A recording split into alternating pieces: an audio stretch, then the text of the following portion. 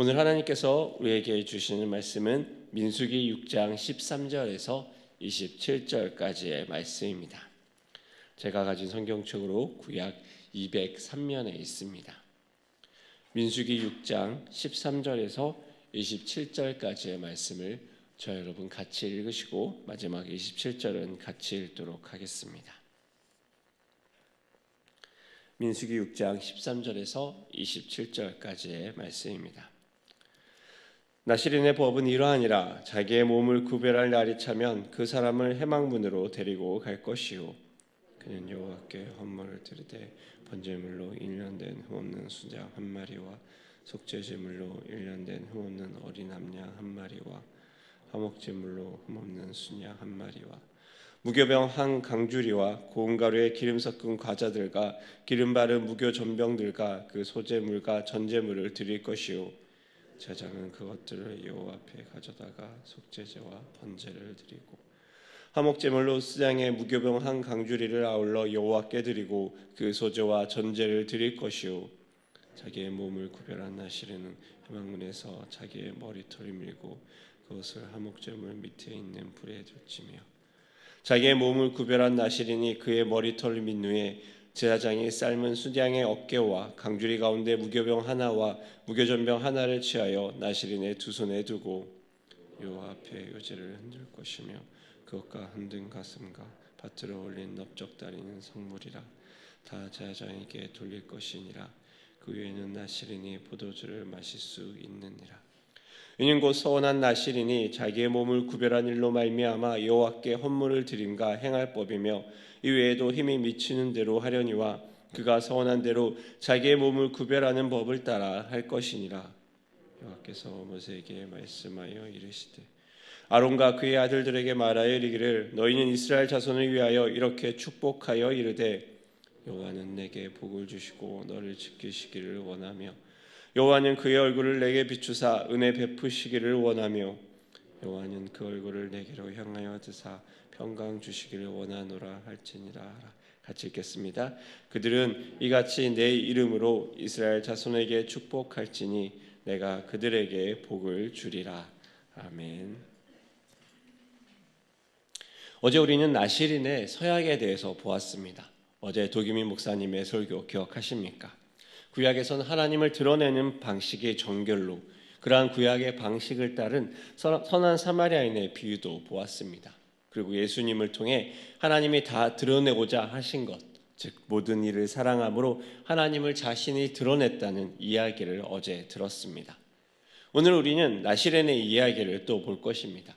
그런데 오늘 나실인의 이야기는 어제 나실인의 이야기와 조금은 비슷하지만 다른 이야기입니다. 왜냐하면 나실인의 헌신보다는 헌신 그 이후의 모습에 대해서 관심을 가지기 때문입니다. 사람들은 일하며 달려갈 때, 그리고 하나님 앞에 서원을 할 때는 잘 알지 못하는 것이 있습니다. 멈추면 비로소 보이는 것들이 있습니다. 그라시아는 이렇게 이야기합니다. 아름다운 시작보다 아름다운 끝을 선택하라. 나실인의 아름다운 끝은 어떤 모습일까요? 우리가 아는 것처럼 나실인은 하나님 앞에 헌신과 서약을 한 사람입니다. 나실인에는 영구적으로 자신의 삶을 나실인으로 드린 사람이 있는 반면에 한편으로 일시적으로 하나님 앞에 자신을 드린 나실인도 있습니다. 사무엘이나 어제 보았던 삼손처럼 어릴 때 영구적으로 드리는 나실인이 우리가 아는 일반적인 나실인의 모습입니다. 나실인이 서약을 하는 순간 어제 말했던 것처럼 금해야 할 정결 목록이 생겨나게 됩니다. 나실인이라는 자체가 나지르, 헌신을 이야기합니다. 그러하기에 내용들도 헌신과 연관되어 있습니다. 일시적인 헌신의 경우는 보통 하나님 앞에 서약을 하거나 혹은 일정 기간 하나님 앞에 겸비할 때 사용됩니다. 그 이름이 헌신이라는 뜻에서 그 영구적인 나실인 서약과 크게 다르지 않습니다. 이 나실인의 일시적인 서약들이 저에게는 이렇게 들립니다. 마치 성도들이 중요한 기도 제목을 가지고 하나님 앞에 작정을 합니다. 매일의 예배에 빠지지 않고 기도에 빠지지 않고 하나님 앞에 겸비하여 살겠다고 다짐하는 것처럼 느껴집니다. 그리고 그 기도 제목의 상황과 결과가 지나간 경우 다시 원래 일상의 삶으로 돌아온 것 같이 저에게는 생각되어집니다. 이전에 살던 삶에서 헌신으로의 삶의 방향을 정하여 살아갑니다. 그리고 일정 헌신의 시간을 마치고 다시 원래의 삶의 자리로 돌아오는 것입니다.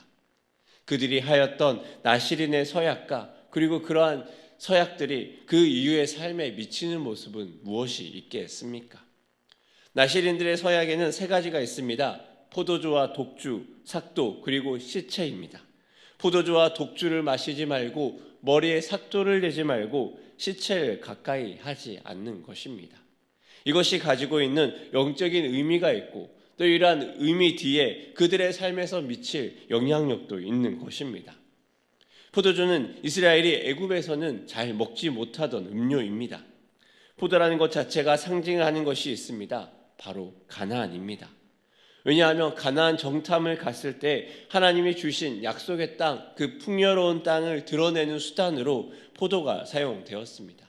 포도주는 이러한 포도가 있기에 만들 수 있는 음료입니다. 그래서 포도주는 1차적으로 가나안의 문화를 상징한다고 합니다.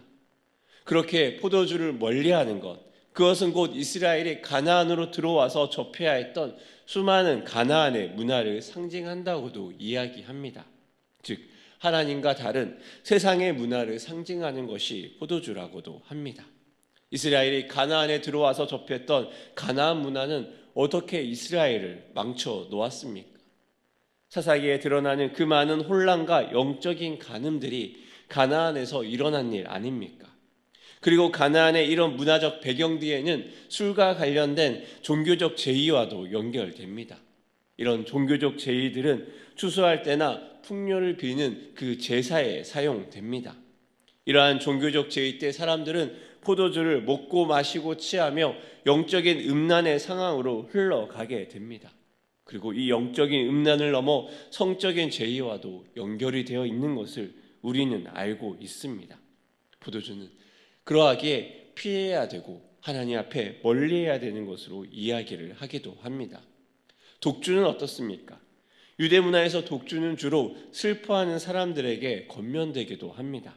그래서 슬픔과 어려움을 잊기 위한 도구로 독주를 오히려 추천하기도 하였습니다. 하지만 하나님 앞에 자기를 구별하여 드리는 자는 어떻습니까? 다른 그 무엇으로 자신의 마음을 취하는 것이 아니라 하나님만 의지함으로 하나님을 신뢰하는 것을 기본으로 요구합니다. 즉 내가 하나님이 아는 다른 쾌락과 다른 우상의 것을 취함으로써 하나님을 잊지 않겠다는 그 의미까지 포함되는 것입니다. 그리고 머리에 삭도를 대지 않습니다. 히브리인들에게 대머리가 되는 것이나 혹은 머리를 다 미는 것은 수치스러운 일로 여겨졌습니다. 그러하게 머리를 기르게 됩니다. 왜냐하면 계속해서 자라는 머리카락은 그들 안에 있는 하나님의 생명력을 상징하기 때문입니다. 머리털을 자르지 말고 기르는 것은 그러한 하나님의 생명력을 자신 안에 둠으로써 그 하나님의 생명력으로 사는 사람, 그것을 의미하기 때문입니다. 우리가 하나님의 성령의 충만함을 받아서 그 성령을 소멸하지 않고 우리 안에 하나님의 성령의 능력으로 살아가는 것처럼 말입니다. 마치 삼손이 그 머리가 힘의 원천이고 그 머리카락을 자르지 않는 것이 힘이 보존되는 것처럼 나시린에게는 어쩌면 하나님의 생명력을 자신 안에 가지는 것으로 해석될 수도 있을 것입니다. 그리고 시체를 가까이 하지 않습니다. 시체를 만짐으로 부정해진 것은 이스라엘에 널리 알려진 것입니다. 왜냐하면 죄의 삭은 사망이기 때문입니다. 시체는 결국 그러한 죄의 결과물로 인식됩니다. 이 나시린이 향하고 있는 거룩이란 단어는 죽음을 뒤로하고 앞으로 나아가는 것입니다. 부모, 형제, 자매가 죽은 때라도 몸을 더럽히지 말라고 하는 것은 마치 예수님이 제자를 부를 때의 그 장면을 연상시킵니다. 부름받은 제자가 예수님에게 장사를 지내야 된다고 말합니다. 예수님은 말합니다. 죽은 자들로 장사를 지내게 하고 너는 나를 따르라. 거룩함을 향해 부름받은 자들은 뒤를 돌아보지 않습니다. 그들에게는 오직 하나님의 거룩과 구별을 향한 헌신만이 남아있기 때문입니다. 이 거룩함이 다른 그 무엇보다 중요함으로 하나님 앞에 서는 자, 그것이 바로 나실인입니다. 하나님의 거룩함을 위해서 세상의 쾌락과 우상의 모든 열매를 제하며 멀리합니다. 하나님의 영광과 충만함을 위해 삭도를 대지 않습니다. 하나님을 따라 거룩함으로 길을 나섰기에 뒤를 돌아보지 않습니다. 비록 자신의 부모와 형제자매가 죽음을 맞이했을지라도 말입니다. 그러하게 하나님 앞에 거룩한 점으로 인정을 받고 자신의 몸을 구별하고 마음을 구별하고 자신을 하나님 앞에 서원하며 나아갑니다. 이런 삶, 우리도 그렇지 않습니까? 많은 분들이 교사로, 찬양대로, 봉사자로 몸된 교회를 섬겼습니다. 섬기는 동안 성실하게 많은 시간과 마음을 하나님 앞에 드립니다. 추운 날, 더운 날도 개의치 않습니다. 토요일마다 자원봉사를 하시는 분들도 있습니다. 토요일 아침 일찍 나와 음식을 준비하며 독거노인들의 하루 먹을 식사를 준비하는 분들도 있습니다. 또한 교사로 쉬어야 될 매 주일마다 아이들과 함께 보내는 훌륭한 봉사자들, 교사들이 우리 교회도 많이 있습니다. 그렇게 헌신과 섬김의 시간을 보냅니다. 문제는 그 섬김과 헌신 뒤에 그 삶이 어떠하냐도 우리와 연결됩니다. 오늘 본문의 13절은 이렇게 이야기합니다. 우리 13절의 말씀을 같이 읽어보도록 하겠습니다. 13절의 말씀입니다. 시작. 나실인의 법은 이러하니라. 자기의 몸을 구별한 날이 차면 그 사람을 회막문으로 데리고 갈 것이요. 이러한 사역을 이제 마친다는 것은 거룩과 구별의 것을 내려놓고 다시 이전의 삶으로 음란과 오염과 더러움으로 간다는 것일까요? 어떻게 시작하는지도 중요하지만 어떻게 마무리하는 것도 중요합니다. 한시적으로 나실인의 서약을 했던 사람이 이제 자신을 구별할 날이 차면 그는 회막문 앞으로 나아갑니다. 혼자서 나실인의 서약을 하고 혼자 끝내는 것이 아닙니다. 하나님 앞에 구별하여 거룩한 자에게 그 서약의 마지막도 하나님의 회막 앞에 서게 됩니다. 번제와 속죄제와 화목제물과 소제와 전제를 드리게 됩니다. 번제를 드림으로 자신이 온전히 드렸던 자신의 서약을 기억합니다. 그리고 자신을 드리는 그 서약이 끝나지 않고 계속 자신의 삶에 계속되는 것을 번제로 확인합니다. 늘 하나님 앞에 자신의 삶을 포기할 수 없습니다. 또한 속죄제를 드립니다. 죄의 생명력이 아니라 하나님의 거룩의 생명력으로 계속 하나님 앞에 회개하며 살겠다는 고백을 드립니다. 화목제를 드립니다. 서원을 잘 마친 것에 감사하며 고백합니다. 그렇게 하나님 앞에 자신의 삶을 드립니다. 그리고 18절에 특별한 의식이 있습니다. 우리 18절의 말씀도 같이 읽어보기 원합니다. 18절의 말씀입니다. 시작. 자신의 몸을 구별한 나실인은 회막문에서 자기의 머리털을 밀고 그것을 화목제물 밑에 있는 불에 둘지며. 아멘. 그는 자신이 서원이 다한 그때 이제 지금까지 자신의 길렀던 자신의 머리털을 밀게 됩니다. 그리고 화목제물 밑에 둠으로써 불에 온전히 태워버리게 됩니다. 이것은 어떤 의미일까요? 하나님께 구별하여 드렸던 자신의 시간과 그리고 그 시간 안에 주셨던 하나님의 은혜 그리고 시간 안에 주셨던 하나님의 생명력을 모두 다 하나님 앞에 다시 올려드리는 것입니다. 그리고 이제 그는 새롭게 은혜 주시며 새롭게 부어주시는 하나님의 은혜를 따라 의지하며 살아가는 것을 의미합니다. 선한 동안 길렀던 그 머리카락에 삭도를 대며 무슨 생각을 할까요? 마치 군대에 가는 자녀들이 입대를 앞두고 머리를 깎는 느낌도 들 것입니다. 하지만 이제 이 서원한 나실인은 그 머리카락을 자르며 하나님 앞에 드렸던 자신의 서원을 기억하게 될 것입니다.